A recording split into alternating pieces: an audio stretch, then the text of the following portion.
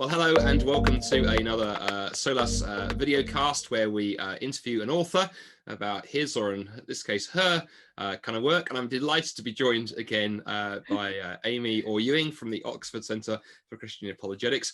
Amy is, I've been told off last time for saying old friend, so Amy is a friend of many years standing. And always great to catch up with her. Amy, welcome to this Solas video cast. Thanks, Andy. It's really kind of you to have me on. Brilliant. Now, the speed at which you write books is embarrassing, because it takes me like 4 or 5 years to write a book, by which point you wrote like 10 of them. Not really. But the book we're going to talk about over the next 25 minutes, actually the story here is exciting because you first wrote the book, Why Trust the Bible? When did the first edition come out, Amy? So I wrote it in 2004 and it came out early 2005. Yeah, so really long time ago. So when you were a teenager, you wrote that book. Yes, exactly, a mere child. I've recommended it to so many people, but of course, you know, scholarship changes and yeah, absolutely. So it's brilliant that you've kind of updated it. And, you know, it struck me as I was reading it, particularly that introduction where you told the story of that, you know, nasty little bit of prejudice you ran into at the oral exam for your undergraduate degree, not your postgrad degree, but your undergraduate degree at Oxford. Where this panel of learned professors who sort of look at you over their glasses and snootily say, "You don't honestly mean that you actually believe the Bible," or words to that effect. There's a lot of that around. Where does that snobbery come from? There's a lot of snobbery, a lot of ignorance about the Bible. What do you think generates that? Where are a lot of these questions coming from before we dive into some of the specifics? Yeah, so that was just such a kind of memorable moment, because it was actually also the day before my wedding, and you wouldn't believe. So I was in this oral exam for my undergrad, which is again very, very unusual. And of course, these were not uneducated, these were extremely theologically educated people, but who'd completely and utterly kind of bought into a sort of post-Enlightenment view of the world, you know, anti-supernatural kind of way of looking at the world, actually quite old-fashioned now, so it sort of ages me rather, but that was the predominant challenge. And I think sort of in wider culture, it still hangs around. You know, you still meet that very, very strong view that there can't possibly be a God or anything beyond the purely physical in this life. Only things that we can taste and touch and test. You know, classic sort of David Hume.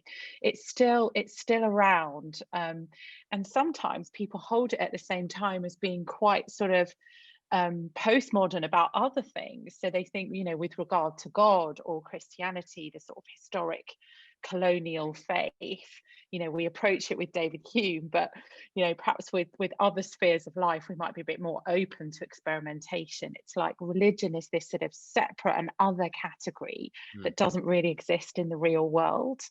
And so, yeah, I think there are various reasons for it. And you encounter it everywhere, from, you know, taxi drivers to teenage gang members to Oxford professors. But I think it needs to be challenged, that presupposition that there couldn't possibly be a God and there could not possibly be anything beyond the purely material and physical. You know, it's definitely there to be challenged. Yeah, and I think obviously for Christians, the Bible is central. If we can't trust the Bible, then we're in real trouble. So it's an absolutely brilliant book. And in the book, I love the fact you take, you know, 10 kind of tough questions, you know, areas where the Bible's come under attack. And so what I'd like to do, just I think for the next 20 minutes, so we'll just take, you know, 3 or 4 of those and explore them. And the first one, Amy, that you address in the very first chapter in the book is this whole question of, isn't it just a matter of interpretation? Because you mentioned there that we live in, you know, this postmodern world where my truth is my truth, your truth is your truth. And I know some people sort of would apply that to the Bible and say, well, you can't possibly, you know, how could you possibly say what the text means? I mean, just, you know, read it, by all means, enjoy it, but you know, you get your interpretation, I get mine. Let's not pretend there's anything like truth in there. Where do we even begin? How do Christians even begin responding to that if we run into that? Yeah, so this is a question that I think actually comes up quite a lot with people who've been maybe sort of vaguely around religion. So they might have come across someone saying, well, the Bible says this and someone else says it says that. You can't even agree on it. You just make it mean whatever you want it to mean. And there's this sense that actually religious people have used their texts to sort of justify certain behaviors, or to justify certain courses of action. And it wasn't really the text speaking to them, because there's no reality to it. It's just always us imposing our meaning on the text and really using it to justify a particular position. So, I mean, there are a number of ways, and the chapter sort of looks at what some of those ways of challenging that might be. I mean, one would be just, even with the person articulating that view, to point out, well, if that's really the case, then if everyone just makes words mean whatever they want them to mean, then I could just interpret what you've just said to mean total agreement with my position, because that would be convenient to me. So that means I basically cancel you, the author, the speaker behind those words. I just delete you, and I just constantly power impose my meaning on you. And none of us really believe that, or really want to do that to someone else. So why would we do it with this kind of text? So actually the challenge is to be honest, and to say sometimes people have, interpreted things rather conveniently for themselves, but that doesn't mean there isn't an original context and an original meaning to those words. It doesn't mean that discovering those things isn't possible. One of the points you make in that chapter that I think is a new addition from the previous edition, the whole discussion of identity politics. Yes.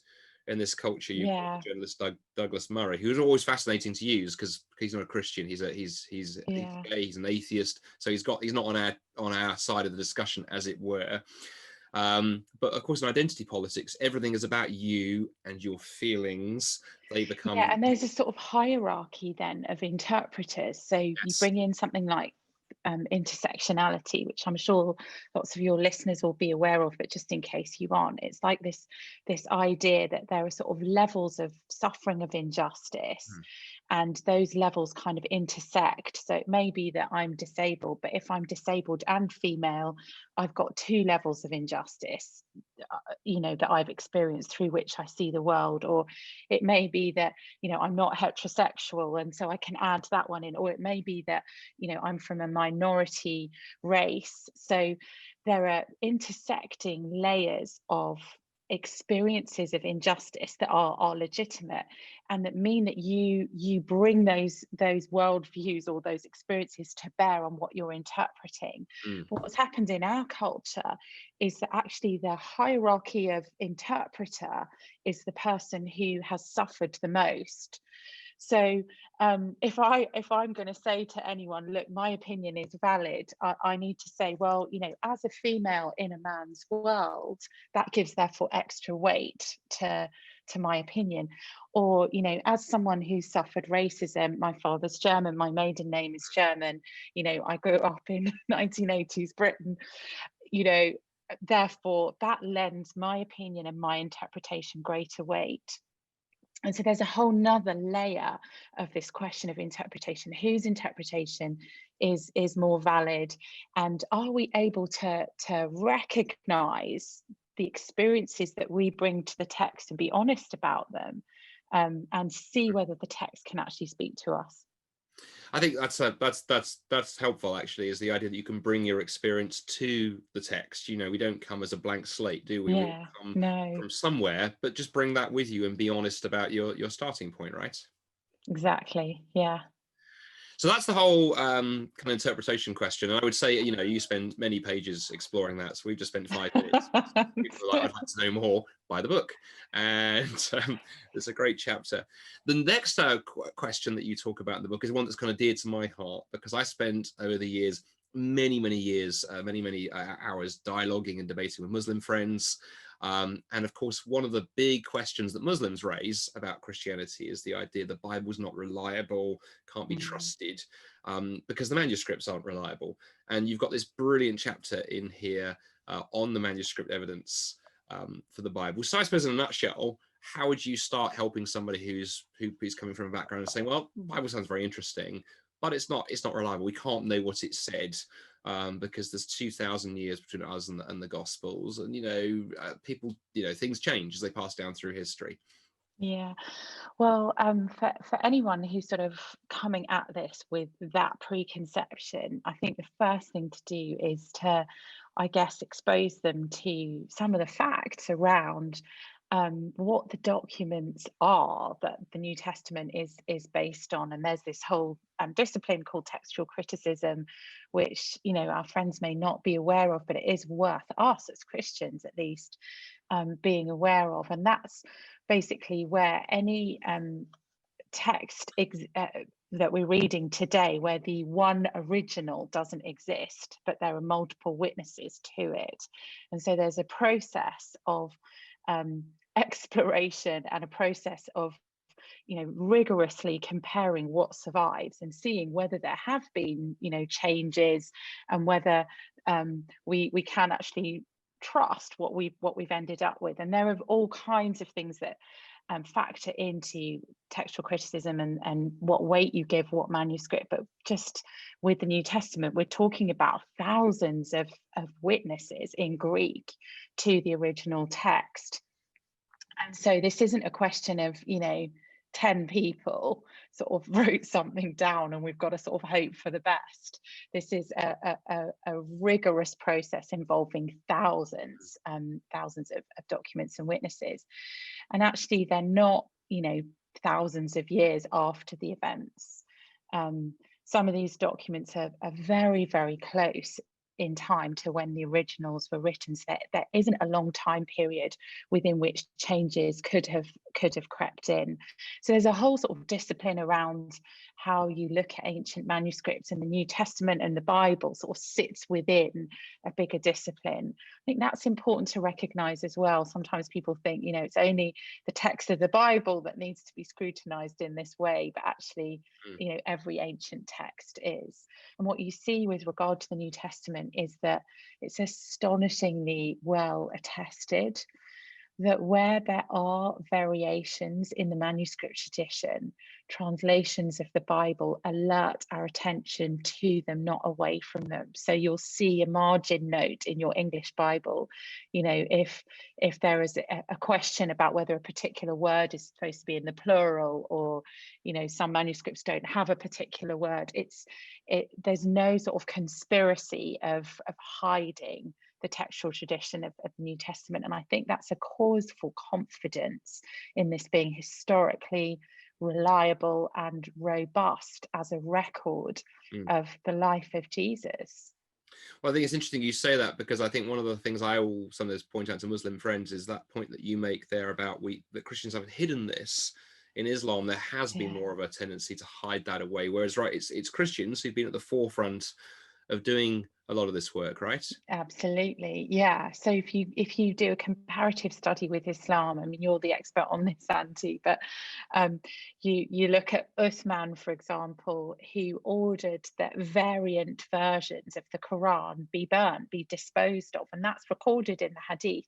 That didn't happen with the New Testament. So we actually have preserved the manuscript tradition of the New Testament. And of course, actually, much of the manuscript tradition of the Quran was also preserved, even though there was that command to get rid of it. Now, we've talked about the kind of sort of the manuscripts themselves, so that the text has been passed down for the Bible through history.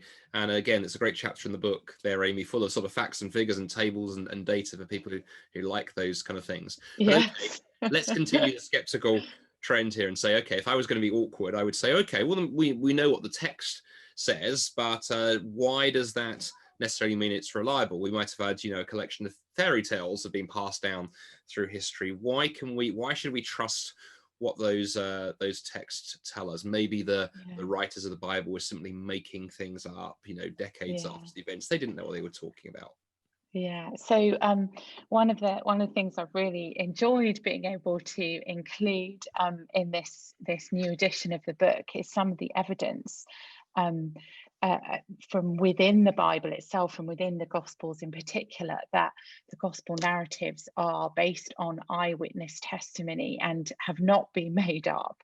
And looking in particular, for example, at the use of first names, of popular names that people were called back then. And what you see when you lay alongside studies of the regularity of popular name usage, say a name like Peter or John, and you see a statistical equivalence with the popularity of that name in sources external to the Bible and the Gospels themselves. So although the Gospel writers weren't all writing in Judea, Palestine, in that location, they'd been scattered because of for various reasons. They have this extraordinary, statistically verifiable knowledge of the place, down to the statistical name popularity of the place in a very short period of time, in a very small, quite parochial place. That kind of detail is quite difficult to get right. They also correctly name places, not just places like Jerusalem and Nazareth, but really quite small, unknown non-places like Cana or Bethpage or Caesarea Philippi, that and they get the distances between those places correct just in the course of the narrative of what they're saying.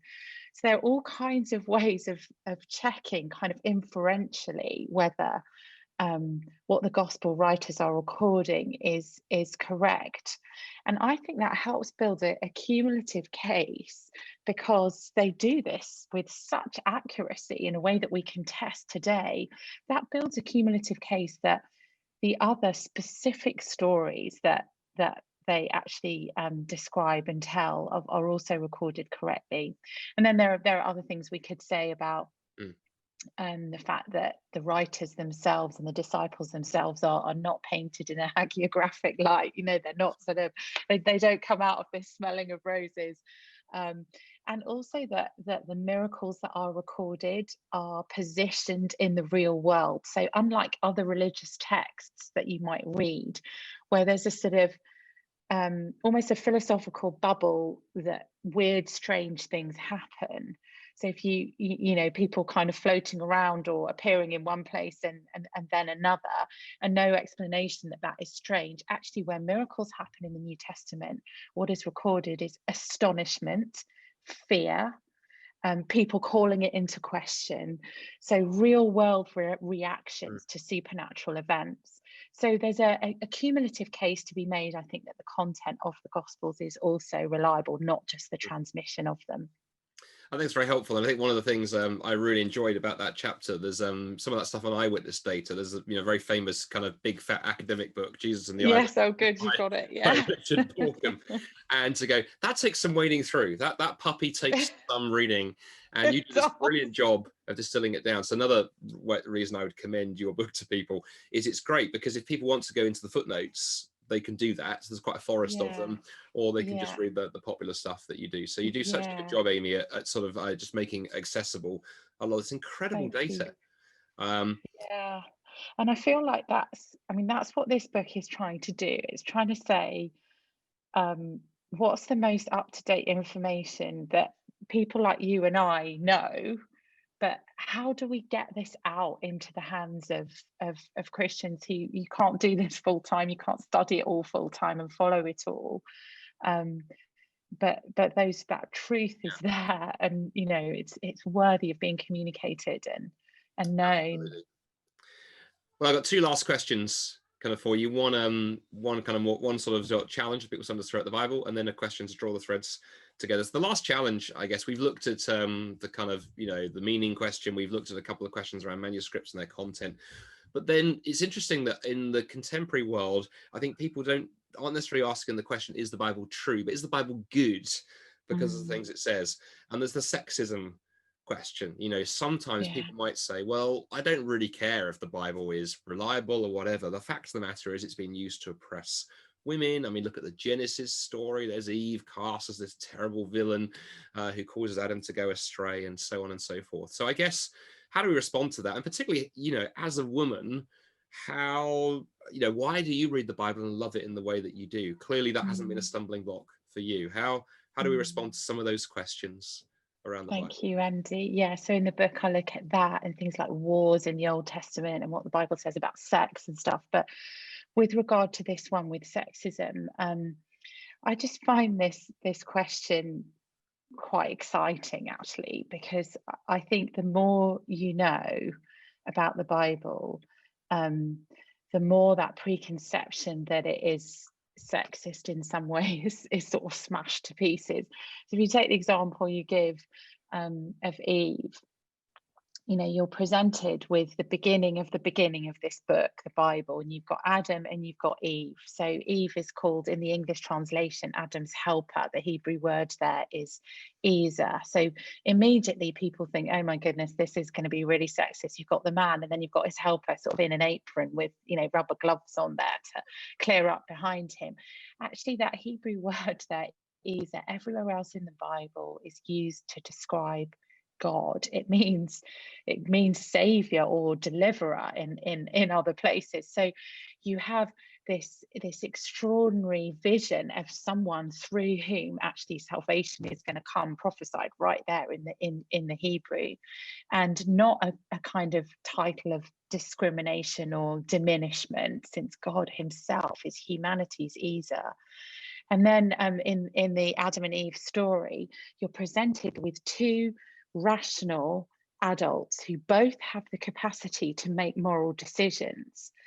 Now, the fact that the woman exercises her capacity to make moral decisions wrongly first, obviously Adam does as well, is reflected in the text. I think you could argue that that is an argument against the text being sexist.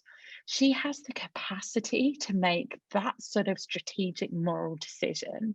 And this is like, in the ancient world, this is not how women were viewed. And then as you go on into chapter 3 of Genesis, it looks at sort of the consequence of human beings making this moral decision. And this promise is given to the woman. It says, the woman's seed will crush the serpent's head. So the first theological promise that a Messiah is going to come who will defeat evil is given to a woman and about a woman. I think that's amazing.